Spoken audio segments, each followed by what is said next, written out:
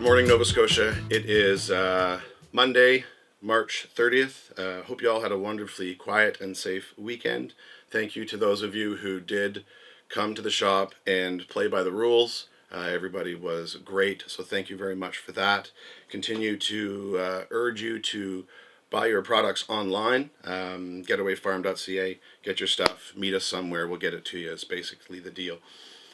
I wanted to think out loud with you this morning about something that I've been thinking through over the weekend, and Leonie would probably tell you that I think best through my hands, through writing, or through my mouth, through talking.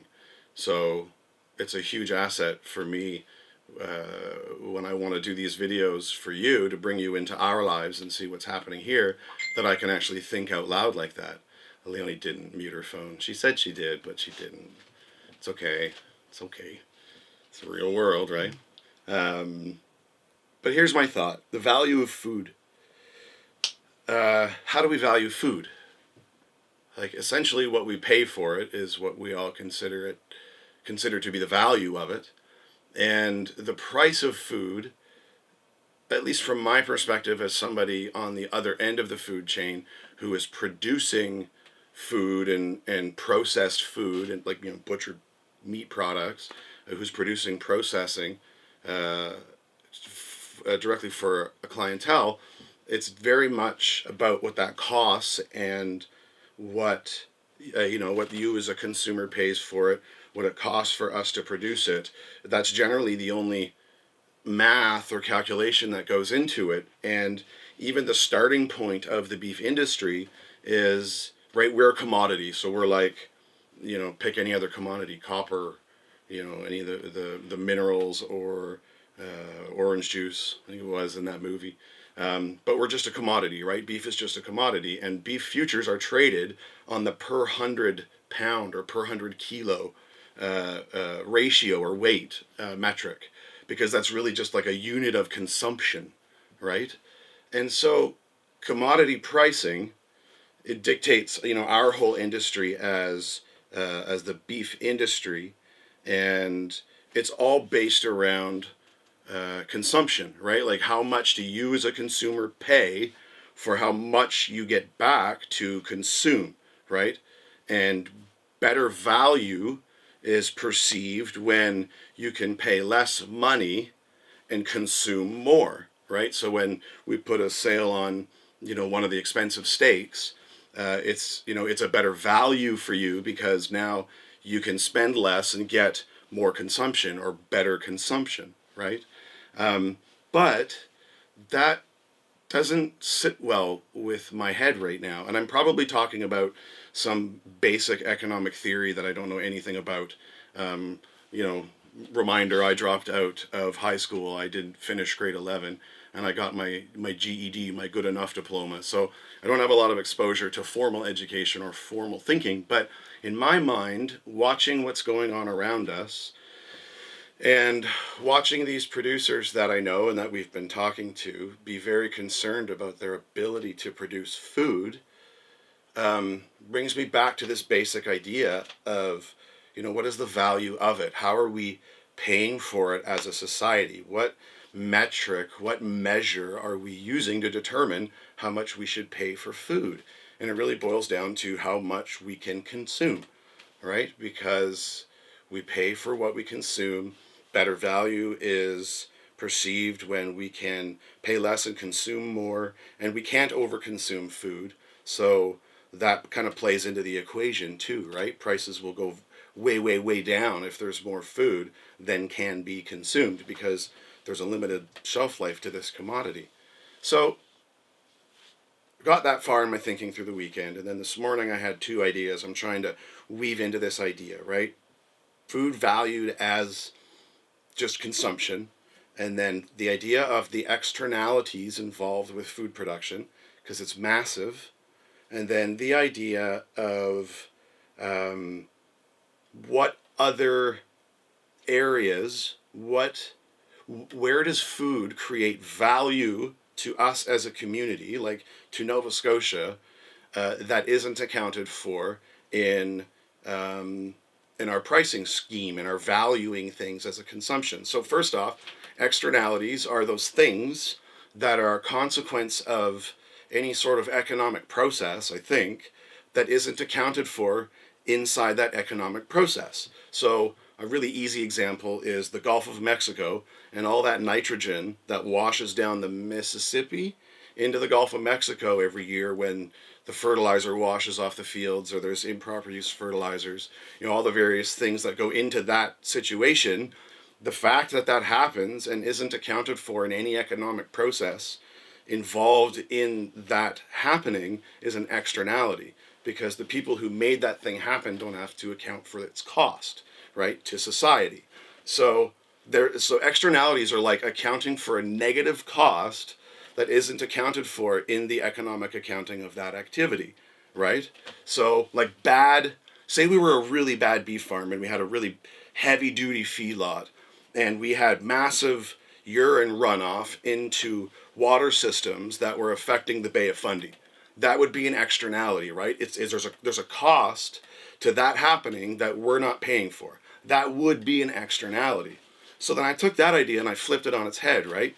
Well, what are the positive things that food creates to us as a society that also aren't being accounted for? Like, what is the opposite of an externality, but in the positive sense, right? Externality is an unaccounted for negative consequence. Well, what about unaccounted for positive consequences that aren't being accounted for in the price of your food? So there are a ton of them. There must be a ton of them because, well, here's one example. Here's an unaccounted for value of your food system in Nova Scotia. There's still communities in rural Nova Scotia.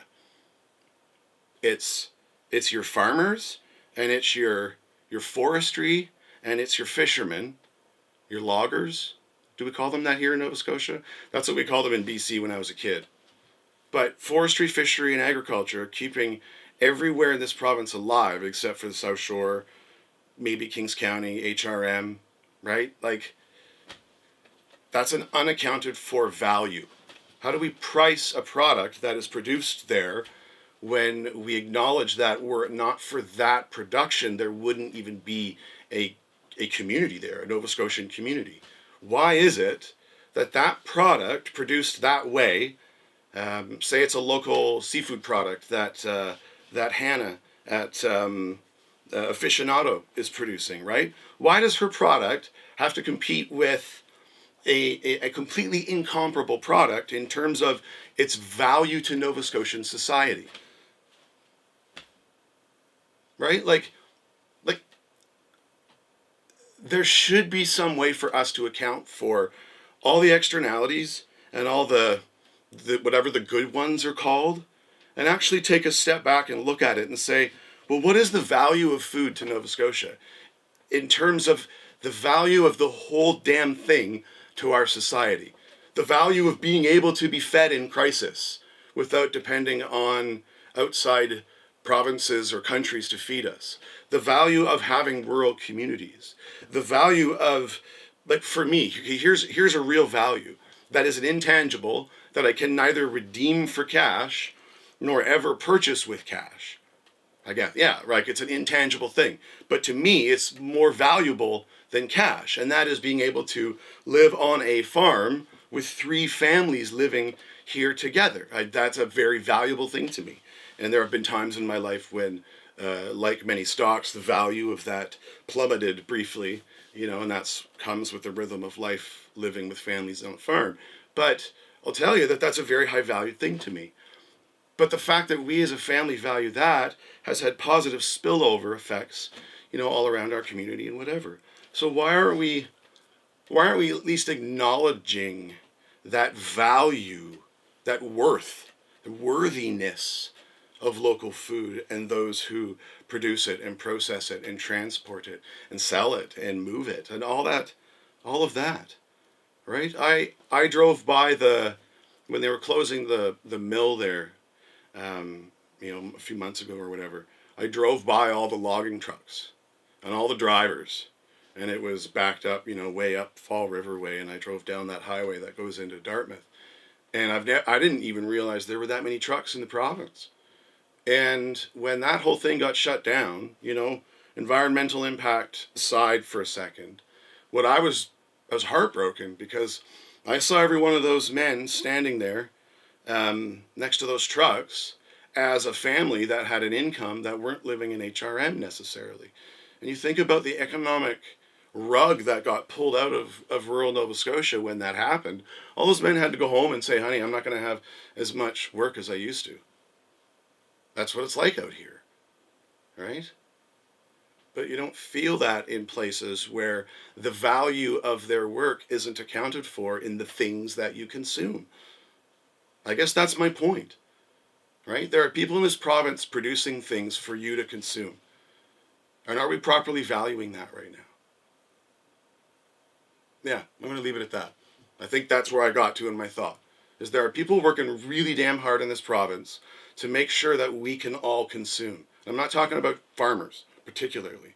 I'm talking about farmers and fishers and butchers and bakers and candlestick makers and Nova Scotia Power people that are making sure the electricity stays on. Are we valuing any of that? Right? Let's take the dollar equation out of it, because we're all in terror that we're not going to have money. So I'm not talking about paying for something. I'm talking about valuing something.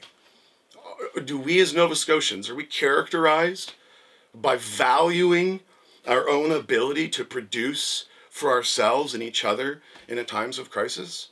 Is that what characterizes us? It does for a lot of people I know. But remember, I'm from away. I've only been here for 10 years. But I think we should. I think we should be asking ourselves these questions right now. If it pisses you off, cool, man. Let me know. I'm sorry. But I think that's something that we all want to think about. And I'm going to keep thinking about it. Do we value our province's ability? And those who are producing, do we value our province's ability to produce what we consume? Or are we content to value it as low as the rest of the world's consumption? Because that's here's the final point. I keep saying it. Here's the final point. Our local production of all of these products, not just the 3 in the rural, but anything that the province makes, should be more valued because it's better than anything else we're going to get in the whole friggin' world anyway. I'd rather eat our food. I would rather eat our food than anybody else's food. I would rather buy clothes that were made here than anywhere else. That's what I would rather do because it's better, it's cooler. I would rather buy music from musicians here. That's why Kev is gave us the song for these videos. Because I love Kevin and I care about him. And it's better music. We should value our stuff according to what it is worth, not just what we're being told to pay for.